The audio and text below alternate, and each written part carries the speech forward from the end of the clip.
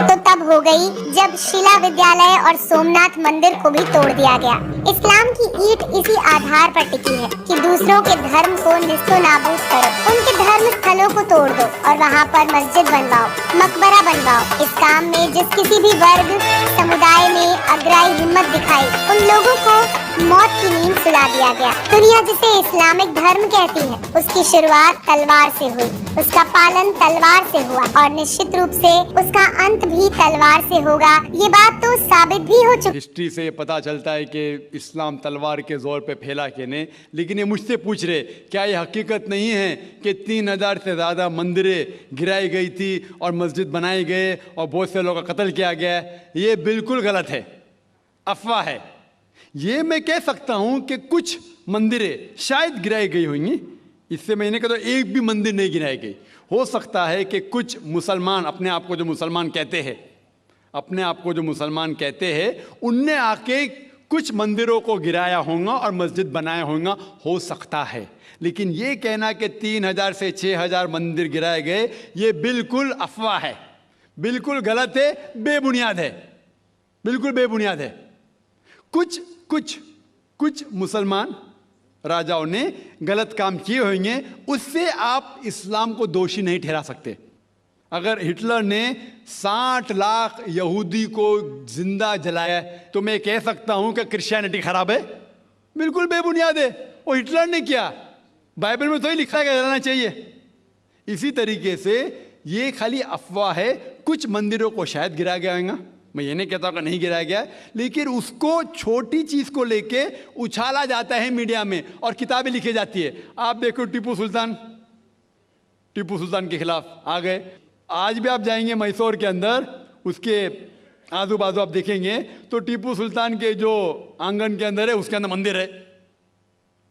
अगर आप ये कहते सच है कि 3000 से 6000 मंदिर को गिराया गया था, तो आप कैसा जिंदा बचे? आप कह रहे थे कि हजारों लोगों को कत्ल किया गया, आप कैसे जिंदा बचे? आप जिंदा बचे ये शहादत दे रहा है कि मुसलमान तलवार के जोर पे नहीं फैला। अगर ये सच होता था, आपने कहा हजारों लोग का कत्ल किया, कुछ लोग का शायद कत्ल किया गया। देखो, हर मजहब में there are black ships in every community. कुछ लोग हर मजहब में खराब निकलते हैं, वो मजहब की गलती नहीं, वो मजहब के मानने वाले की। क्रिश्चियन में आपको कुछ खराब लोग मिलेंगे, मुसलमान में मिलेंगे, हिंदू में मिलेंगे। अभी आप देखेंगे हिंदुस्तान के मुसलमान कुछ लोग ड्रग में डील करते, ड्रग में धंधा करते। ड्रग तो हराम है, इस्लाम में करते, तो उनको दोष देना चाहिए, इस्लाम को नहीं। इसी तरीके से आप जो कह रहे हजारों लोगों का कत्ल किया, ये बिल्कुल बेबुनियाद चीज है। कुछ लोग का शायद किया होगा, और ये ही सबूत है। मैंने तकरीर में कहा कि 80% से ज़्यादा गैर मुस्लिम हिंदुस्तान में हैं। ये शहादत दे रहे हैं कि इस्लाम तलवार के जोर पे नहीं फैला। आप लोग को क्यों छोड़ा उन लोग ने? आप उनके रिश्तेदार तो नहीं थे ना, आपको क्यों छोड़ा? 800 मिलियन 80 करोड़ गैर मुस्लिम को छोड़ा क्यों? उनने क्यों छोड़ा? अगर दमी था हुकूमत की 1000 साल, सब लोग को मुस्लिम बनाते थे। इससे ये जाहिर होता है कि इस्लाम तलवार के बलबूते पे नहीं फैला। कई लोग, कई गैर मुस्लिम इस्लाम से मुतासिर होके उन्होंने इस्लाम कबूल किया। तो ये कहना बिल्कुल गलत है। आपका दूसरा सवाल कि हमें क्या करना चाहिए? ये अलहदा लॉ नहीं होना चाहिए, सब एक ही कॉमन सिविल कोड होना चाहिए और सब मजहब की अच्छी चीजें लेके कॉमन सिविल कोड करना चाहिए। मैं आपके बिल्कुल साथ हूं। बाकी मुसलमान शायद आपके खिलाफ होंगे, मैं आपके साथ हूं। क्यों मैं साथ हूं आपके? पहला चीज, हम मुसलमान अगर दिगर मजहब के बारे में जानेंगे, कभी कॉमन सिविल कोड की बात आती, सबसे ज्यादा नारा मुसलमान गलत है। यह मुमकिन ही नहीं है, क्योंकि हिंदुस्तान में हिंदू मजहब के कितने फिरके हैं, यह मुमकिन ही नहीं है। मुसलमान तो सिर्फ 20% या 80% या 75% जो हिंदू लोग हैं, उसमें ही मुमकिन नहीं है। ये कॉमन सिविल कोड हिंदू लोग ही इसको फॉलो नहीं कर सकते। हिंदू मजहब में कितने मुख्तलिफ ग्रोह है। एक कहता है कि बेटी को जाना चाहिए, एक कहता है बेटे को जाना जायदाद, एक कहता है कि जितनी खेती है वो नहीं जा सकती बेटी को, दूसरा ग्रोह कहता है। कितने मुख्तलिफ ग्रोह है, हजारों। ये मुमकिन ही नहीं है पास होना, मुमकिन ही नहीं। मैं कहता हूं ये अफसोस की बात है कि हम मुसलमान जानते ही नहीं, हमको आवाज करने की जरूरत ही नहीं है। ये खाली हमें छेड़ रहे हैं। क्या कर रहे? छेड़ रहे हैं और हम उकसा जाते। Point number 1। पॉइंट नंबर 2, मान लो आप लोग कबूल करते हैं कि कॉमन सिविल कोड होना चाहिए। आपने क्या कहा कि सारे धर्मों की अच्छी बात को लेना चाहिए। बिल्कुल सही। मेरा पहला सवाल, आप इस्लाम में एक चीज बताओ जो इंसानियत के खिलाफ है, तो हम निकाल देंगे उसको।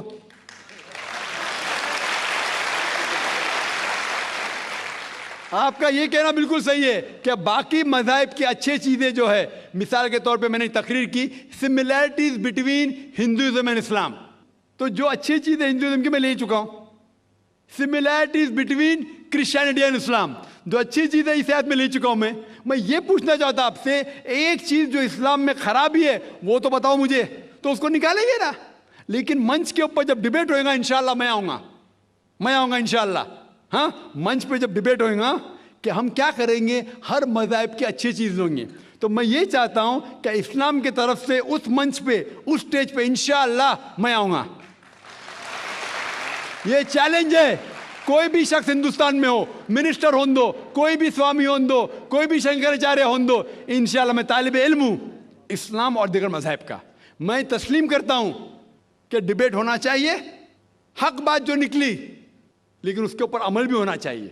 हक बात जो सबसे बेहतरीन है इंसानियत के लिए, उसके ऊपर अमल होना चाहिए। इसलिए जो आखिरी किताब जो अल्लाह सुब्हाना व तआला नाजिल की कुरान शरीफ, वो इंसानियत के लिए सबसे बेहतरीन किताब है, उसके ऊपर अमल होना ही चाहिए। आपका तीसरा सवाल, क्या ये हिंदू जो है इनहेरिटेंस के अंदर, ये इनहेरिटेंस जो होता है इस्लाम के अंदर 1/3 हिस्सा, 1/3 हिस्सा हम विल में दे सकते हैं। देना जरूरी नहीं है, दे सकते हैं। इस्लाम के जो विल के अंदर जो आता है इनहेरिटेंस, वो कुरान की आयत है सूरह निसा की सूरह नंबर 4 आयत नंबर 11, 12 और 176। उसमें कहा गया है कि जो भी आपकी जायदाद है, अल्लाह सुब्हान ताला कह चुका है कि आपके बेटे को बेटियों से डबल मिलेगा।